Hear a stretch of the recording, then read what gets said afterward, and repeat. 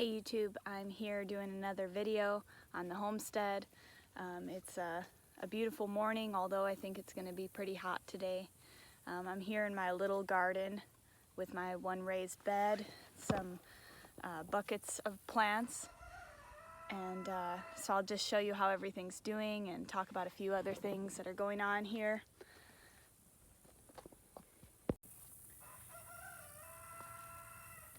Here we can see some cabbage, some lettuce.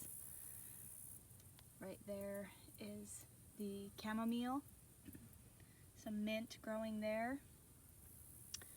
We have a couple cilantro plants.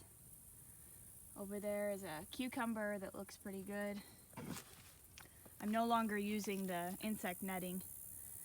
There's another cucumber pepper plants that have some flower buds on them, so hopefully we'll get some hot peppers before the season ends for that. And our tomato plant, two tomato plants in there, and they seem to be doing all right so far. Now I'll walk up to the bigger garden area just to show you the size difference from the last time. Sorry if the light is strange. Oh, while I'm on my way there, I'll show you. Right now, we have changed things up in this coop, in the trampoline coop. Now we have, oh, there's a chicken out.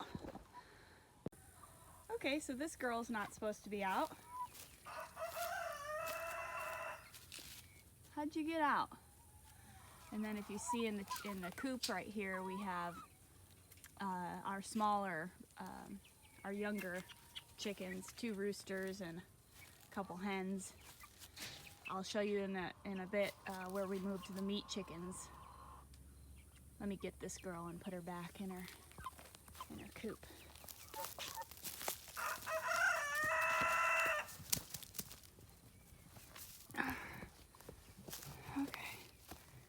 Okay.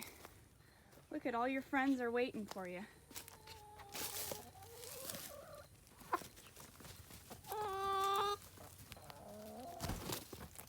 There we go. There she is, back in her coop.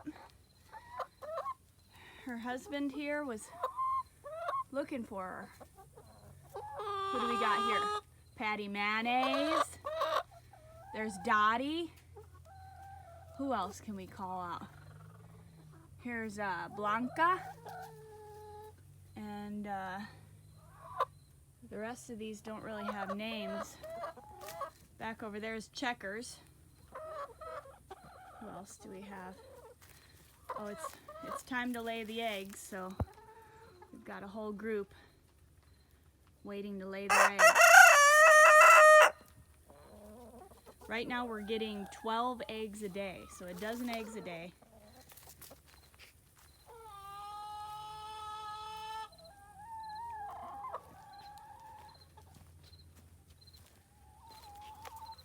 Here's our oldies but goodies, Della and Trudy.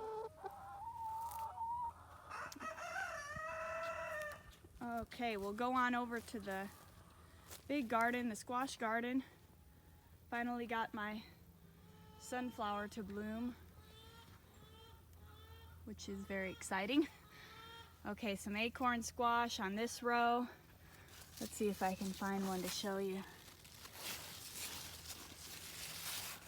There's a couple right there.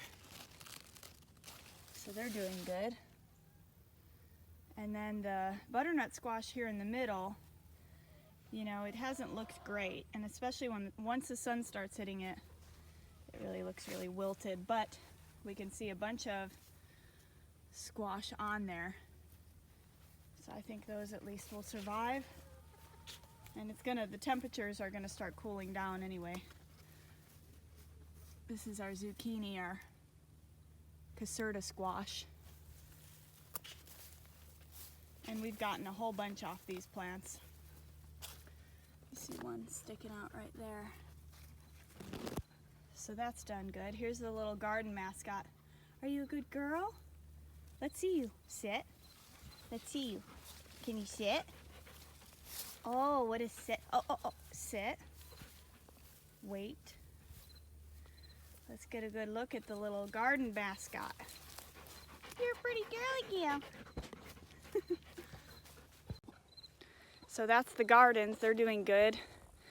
I've planted some other things in pots with some dirt that I found that was full of worms. Let's see, what did I plant? Some carrots, some radish, marigold. I know I probably don't have enough time for marigold, but I was just planting some stuff just to see what comes up, and then hopefully I have the discipline to record my findings for next year's observations and compare notes as time goes on. I did plant the squashes late in the season in July, since that's when we were here, and I think that I missed a lot of the heavy insect pressure since I planted them late, just by happenstance. That was when I was able to plant them. So maybe I'll do that next year. I won't start the squash first thing in the spring. Maybe I'll wait till midsummer. I don't know. We'll see. Maybe I'll do two plantings, one in spring, one in summer.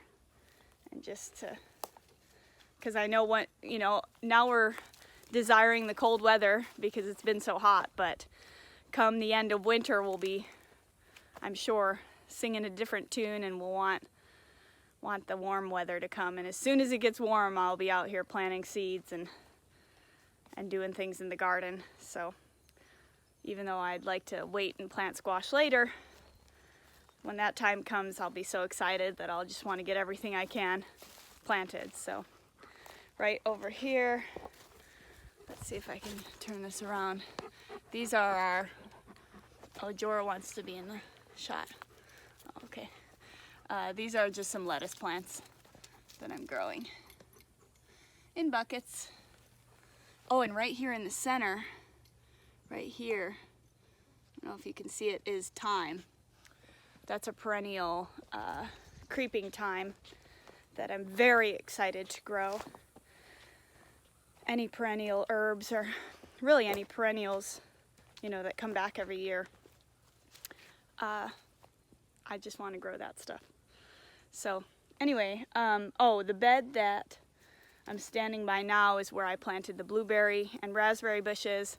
Unfortunately, they were too far gone after the trip from Roswell to survive, so they died. And I was looking up because I see some turkey vultures flying over. Yeah, so I don't know if I'll use this bed again. So you can kind of see where the plants were, and now it's been invaded with some weeds and different things, but it doesn't get a lot of sun here, so I don't know if I'll plant stuff here. Maybe I'll look for some herbs that like a shadier spot.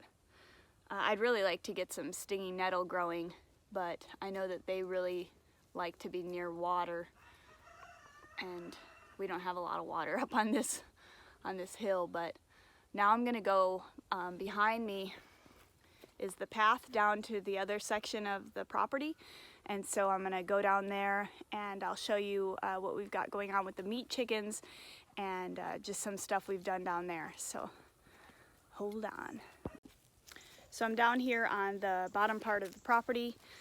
This is actually at the corner of two roads. And so I'll show you behind me. You can kind of see it's sloped, but still definitely usable.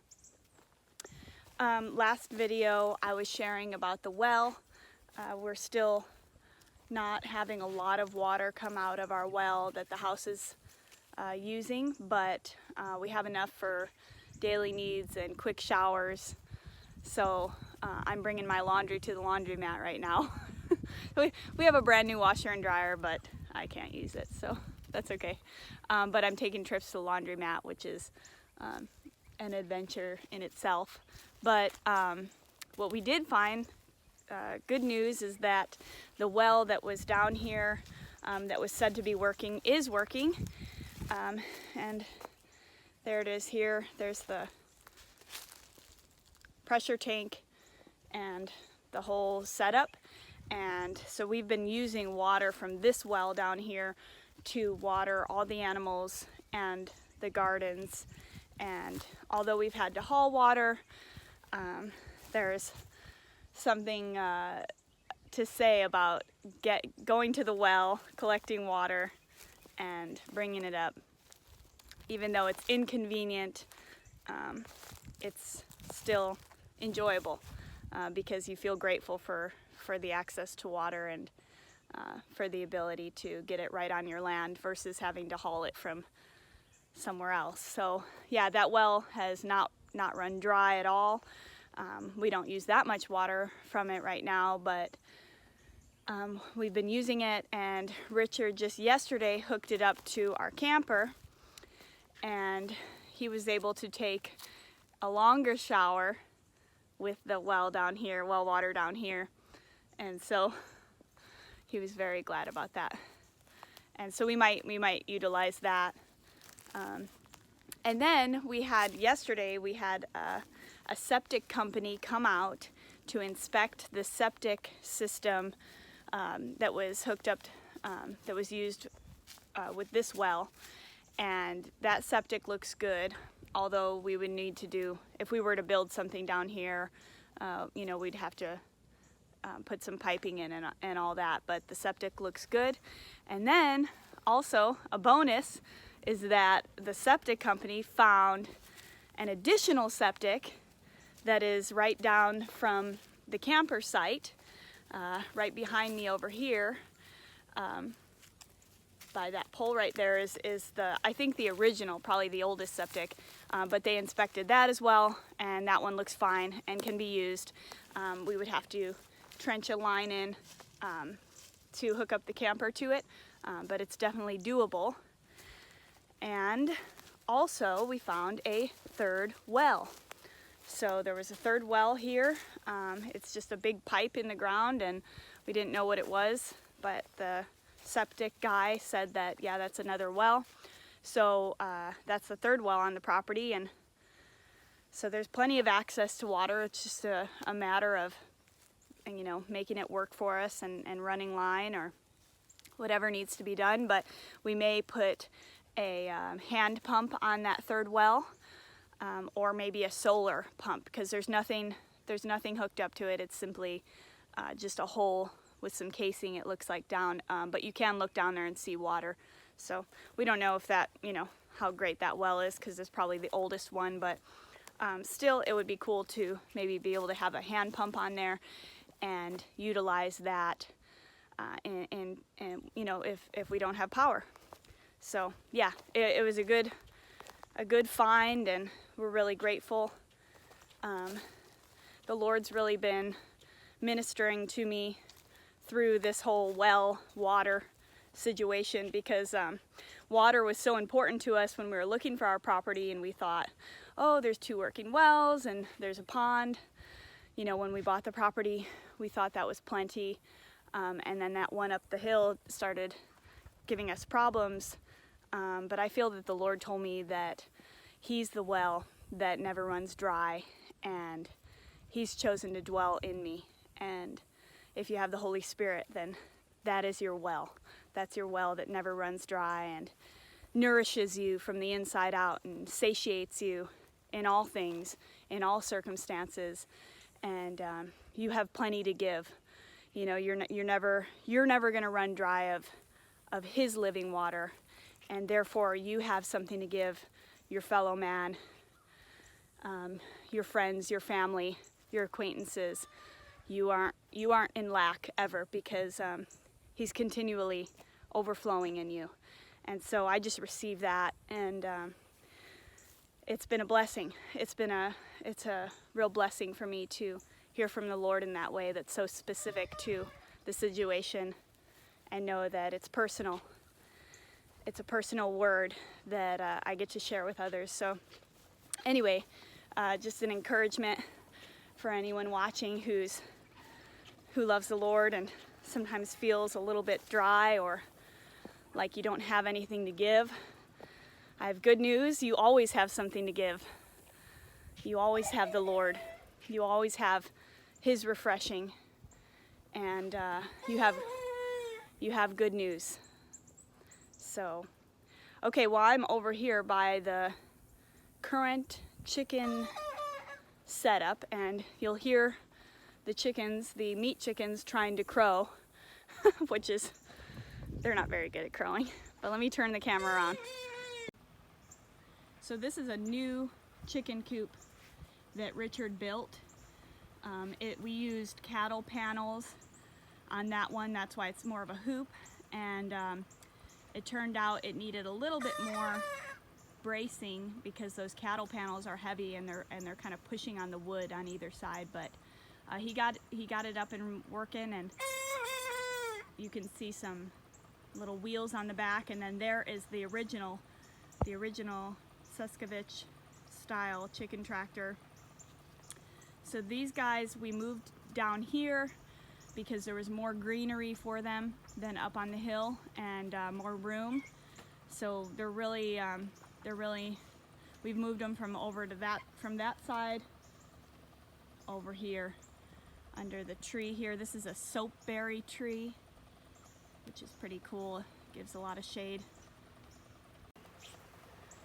So we've got some fans going right there, and there's one that's going into the coop here.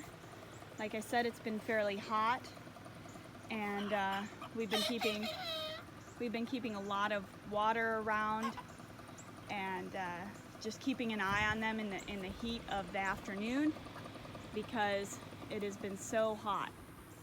And we did lose a couple to the heat, which was really unfortunate. So we've learned a lesson about having meat birds in the summertime in Oklahoma. Not a good idea. Yeah, we've learned our lesson on that, and we will not do that again. We'll have meat birds in fall or spring next year, but definitely not in the midsummer heat. So yeah, it's a learning curve, but we don't want to just keep chickens and have them have a miserable life. We want them to not be too hot, not be too cold, be comfortable, have plenty of grass and clover to eat, and grow up fat and happy. So that's the ideal situation, and we'll do what we can to move in that direction. We give them all organic feed, and so they're probably the healthiest chickens that we'll ever eat. And so yeah, it's been a real blessing. And oh, I've got a neighbor pulling in. So once Richard got his lawnmower, he was able to open up the land a little bit so he could see what's going on, and it's been nice to be able to walk around a little bit more. Behind me is a couple sheds, and then we have a little, well, you can kind of see a little bit of a clearing right here behind me, and that's up towards the hill behind me by the house. And over here, I'll show you, we have a little like lean-to set up, and this is what I think they were using as a chicken coop at one point. It's got a door that can close in. So we're thinking about getting a couple goats, so we can milk and we can use them to help clear some of the land. If you look behind me, this plant here, I'll zoom in. This one here is Chinese bushweed, I believe is what it's called, and that's just a great forage for goats. It's a natural dewormer, so we've got plenty of that. So we have lots of forage here for goats. Not a lot for cows, maybe some for sheep, but we think that goats are probably the best suited to our land and what we have growing now. If you look behind me, there's a lot of small sapling trees and a lot of vining plants, thistles. You can see that kind of vine that's growing up that tree there. So all of this would make for good goat food. So at some point, that's kind of my plan, is to get a couple milk goats. But I'm not sure exactly when we'll do that. At night, we'll probably keep them in that one enclosure that I just showed you. And then during the day, we'll move them out to a paddock and kind of play it by ear and see how quickly they can clear an area and then move them on. So yeah, that's kind of one of our future plans, but we're just really enjoying the land now. I know that even more so as the cooler temperatures come, we'll be able to make our way further back into the area behind me. There's some open areas with not a lot of dense trees, and then there are some fairly treed areas. So it'll be nice to kind of get back there. Also behind me is, well, kind of over in that direction is towards the pond, which we haven't gone to a lot just because it's so overgrown around there. We've already had our share of chigger bites, and Richard's had some seed ticks on him. I had one seed tick, and so we're just gonna try to wait till the heat is coming to an end to make our way deeper into the property. He might just mow a path. One of the things I said was just that he kind of leave a lot of the growth and just kind of mow paths further in so that we can get back there, but also we're leaving forage in case we do get some goats. We want plenty of places to make paddocks and run them through. So yeah, that's all I have to update really today. Today is, gosh, I don't even know the date, early September. I've just been out here on the homestead, not looking at the dates, I guess. Not looking at the calendar much, but eventually I'm gonna start looking for some type of part-time work, or we'll see what the Lord has. I'm kind of waiting on him and seeing what he might open for me, and we'll just play it by ear as we go. Richard's gonna keep working and doing projects here on the homestead. There's still quite a few things we'd like to get done. Some water catchment. We still have to put gutters on the house, and so yeah, there's plenty to do here. I just stopped a second ago from doing the video because a neighbor that we hadn't met stopped by to meet us, and so we've met a few neighbors out here, and they've all been nice. They've all been pretty welcoming, and they see all the stuff we're doing.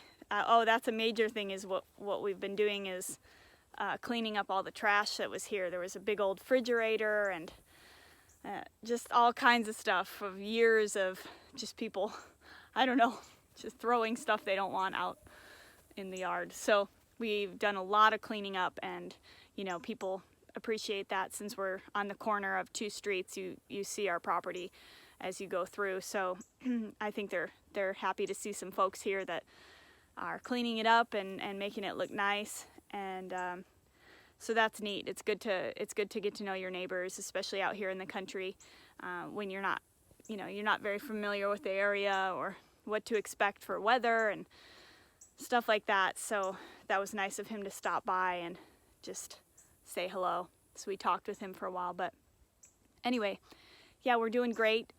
We found a church family here in Poteau, and been attending church and enjoying our time there, and we're excited for what the Lord's going to do, and we want to do some type of ministry and just walk in just the reconciliation, the ministry of reconciliation that Christ has given us, and bring that with us wherever we go. So we're just grateful for Oklahoma and our homestead here, and I'll update you as time goes on, and if I think of something interesting to film, I will.